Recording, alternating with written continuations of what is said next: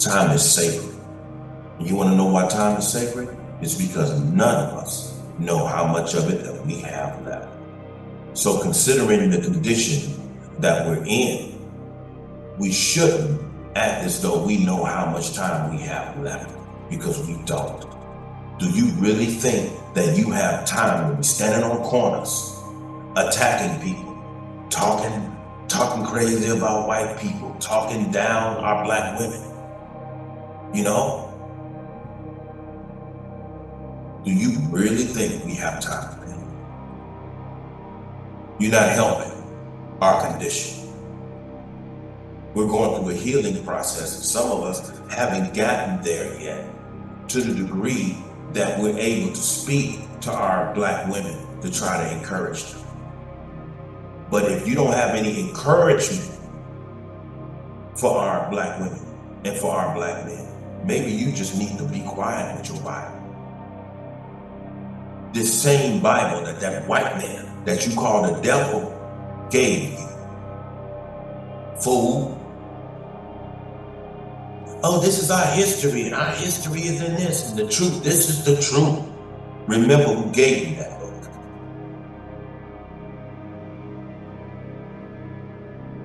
Remember who gave you that book. I'm just letting you know, this is much deeper than you realize. We are on a moral decline upon a daily basis. It's time to try to get into the minds of our people. It's time to get into the mind of that black woman, like a whole lot of people are doing their best to try to change her way of thinking so that she can become the woman that she should be, which is being a lady of integrity. Because our youth are in danger right now. Because unless we get it together as black men, according to our state of mind and the way that we carry ourselves, our community is lost. And when these younger people come up as monsters, you can't only look at that black woman. You gotta look at yourself too, black man. It takes a community, it takes a village to raise a child, not just her. It takes us black men as well.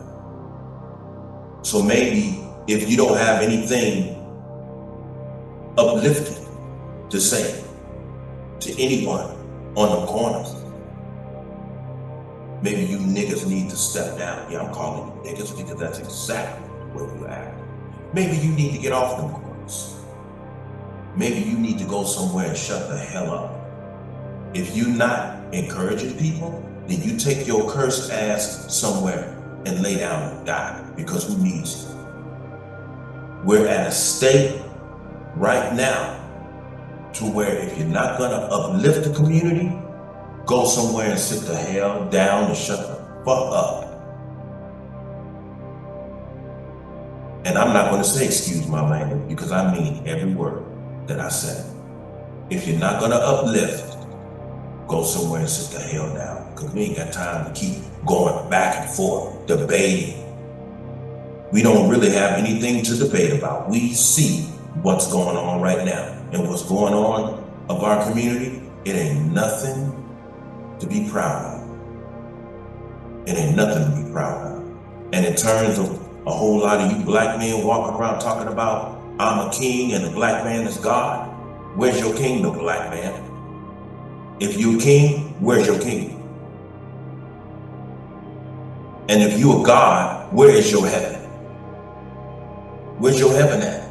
Since the black man is God, where's your heaven? And if you're a king, where is your kingdom?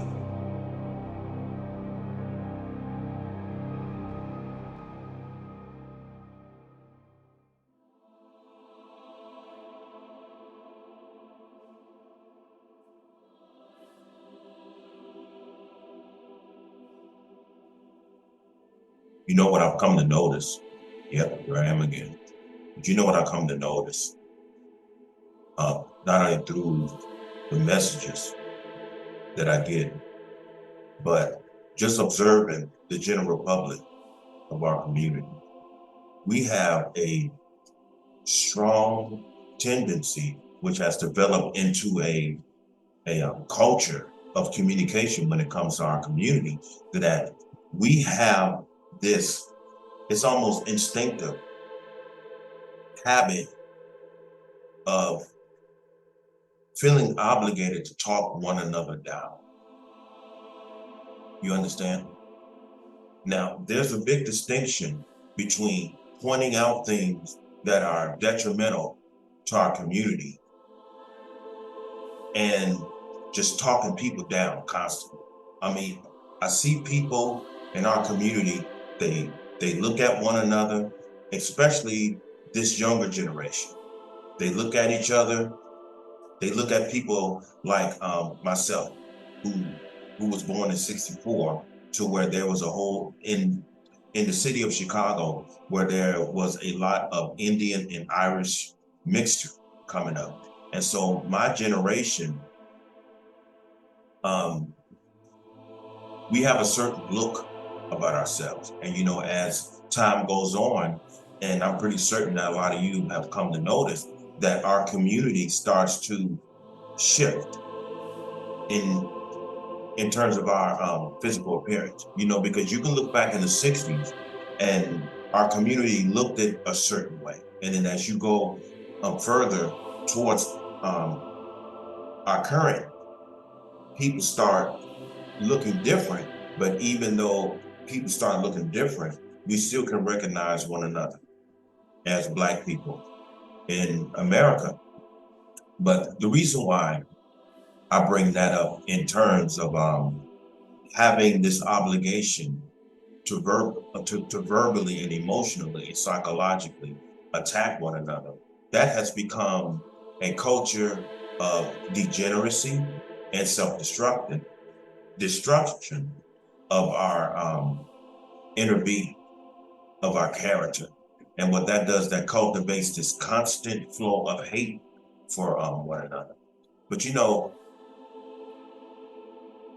the whole thing with our community is that we lack the effort to communicate with one another, because the level of love that we have for one another, it's very low, if not there at all. And so in my other video, I was saying that we are going through a healing process when it comes to our community, particularly our Black women. And what I've noticed through the months, a lot of the talk shows that I'm seeing the brothers not so aggressive towards our women in terms of our being disappointed, because obviously what we were complaining about not too long ago, we're starting to see less and less of it. And when we see less and less of it, that produces a healing process in the community. And therefore, instead of us trying to put the fire out by way of fire, we're starting to communicate a little bit more effectively. And through that process of healing, better communication starts. And therefore, the healing of our community in between Black men and Black women is becoming better. Now, I heard one of my friends was saying, I noticed that our community is starting to come together ever since Brother Kevin Samuels passed. I, of course, disagreed with him. And I don't say of course because I agreed with pretty much everything he talked about. I didn't agree with everything that Brother Kevin Samuels said. And I don't believe that anybody should agree wholeheartedly with anyone. But I will say one thing, Brother Kevin Samuels did awaken both Black men and women to a whole lot of problems that we just obviously, some of us didn't know. And he spoke on some issues that opened up the door for us to communicate today. And so with us coming to communicate with one another more so and more so effectively today, the healing is at hand. And so by us coming to realize that we are in a healing process and the community is starting to heal because we're able to communicate with one another better, we're on our way to redemption. Now, the reason why I attacked the Israelite community is because every time I see these brothers, they're on the corners, and when some of our women walk past, it's almost like they can't understand exactly um, where the community is right now, culture-wise. And so the reason why some of these Black women are dressing the way that they're dressing today is because that's the status of the culture today. This doesn't necessarily mean that these women are bad women. But what I don't get is that how can y'all stand up there with your Bible and not see these things and not understand these things?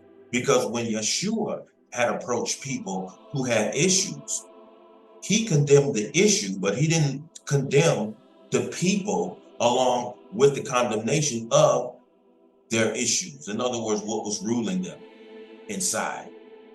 All I see is a lot of brothers condemning our women along with the culture. No, condemn the culture without trying to condemn our women along with the culture. That's how the healing begins. We have to separate our women from the culture. And that's going to take a long process. But what I'm starting to see from talking to some sisters on the buses at night, where I'm an armed security guard, so I get a chance to talk to a whole lot of Black women now. I'm starting to approach them now, which is a good sign that I'm healed from my disappointment with Black women, because I was at a point to where I didn't even want to talk to Black. And so I tell a lot of people all the time, allow yourself to heal. And so once I allowed myself to heal, my disappointment of our women starting to diminish. And that put me in the position to where love stepped in again. And so due to the fact that I have a strong love for our Black women, that made me start approaching them, communicating with them more often, and therefore more effectively. This is how the healing begins. So we can, even though we are a part of a culture that is extremely degenerate and is being maintained by a whole lot of these contaminated and degenerate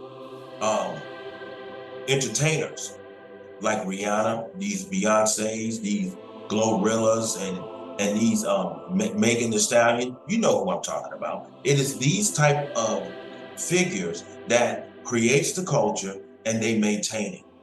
And it's gotten to the point to where it's starting to filter down to our more younger women. I'm talking going into their teenager years. So my whole point is, if you're going to stand on the corners, and if you see our Black women, why don't you try to help them realize who and what they really are? Because you remember in the movie Malcolm X, when he was standing out there on that ladder and he was telling those Black women how beautiful and humble, and you know how beautiful they really are. Maybe that's what you need to start doing. Maybe a whole lot of you Hebrew Israelite men need to allow yourself to heal so that your intentions and your outlook on Black women will go back to the examples that you saw with your mother and your aunts and your sisters, because that's all these Black women are to us. They're family. They're family. And so whenever you see these Black women walking past you while you're out there speaking out of your holy book, Why don't you do the righteous thing and try to uplift them instead of tearing them down? Help them understand that the culture that we are all involved in right now is a self-destructive device towards all of us, Black men and women. And it's filtering down to our children because we're wasting too much time going at each other's throats. And while we're going back and forth, destroying one another, like the gladiators were in the Colosseum. When the emperor created games to distract us, they were creating policies to destroy us. Now, people may say, well, what does that have to do with anything? While we are at each other's throats, tearing one another down, what's happening to our youth? Our youth are being lost inside of the degeneracy of this culture. We have all of these idols created by a whole lot of our Black men and Black women in the music industry. Beyonce, all of these people that I mentioned, they're nothing but idols. They are nothing but present day golden calves. And our youth are looking up at them and they're practically worshiping these people. And these people don't give a damn about what's going on in our culture because they're not involved in it. They can go back to their lives with all of their money. They're not experiencing anything that we're out here battling this day. We are dealing with a culture of degeneracy. We are creating monsters of our children with all the time that we're going back and forth trying to destroy one another. And I would say one more thing, but I don't know. But I do know one thing that we need to let go of, and that is Black history every February in this country, because it is very depressing. It is very depressing. And if you observe all of the documentaries that this government system allow us to observe, how do you feel after you sit there and you watch those documentaries? The majority of the documentaries and the majority of Black history in this country leaves you angry and depressed. And as long as we're angry and depressed, we can't concentrate on what we really need to do for ourselves. Because anger and depression and anxiety hobbles the mind. And when the mind is hobbled, we can't concentrate effectively on what we really need to do. Now, in terms of Black men saying that he's a king, and I said, well, where is your kingdom? That's self-explanatory. Self-explanatory. And if the Black man is God, where is your heaven that you established in your community? If you want to be a righteous king, then carry yourself like a king, not in terms of how Egypt and the African kings. We have to be examples. This is why Yeshua had answered Pontius Pilate when Pontius Pilate asked him, "Are you a king?" And he said, "Yes, I'm a king." And he said, "My kingdom is not of this world." Are you getting it now? We can be kings over here, but we can't be of the Western world anymore. We have to be different type of kings. Now, once we establish ourselves effectively as kings, that's the only way that the Black man will be looked upon as a god, because he created his heaven. And we're able to look around and we can see our Black women and our children enjoying the fruits of the heaven that we have established, because we refuse to be kings of the past. So stop standing on those corners acting degenerate. If you don't have anything encouraging to say to our women and our people, please be quiet, because you cannot put out the fire with the fire of degeneracy. You cannot put out the fire of degeneracy with the fire of hatred. You can't. You cannot help a people or encourage a people if you hate them. You're doing the same thing that that white man did.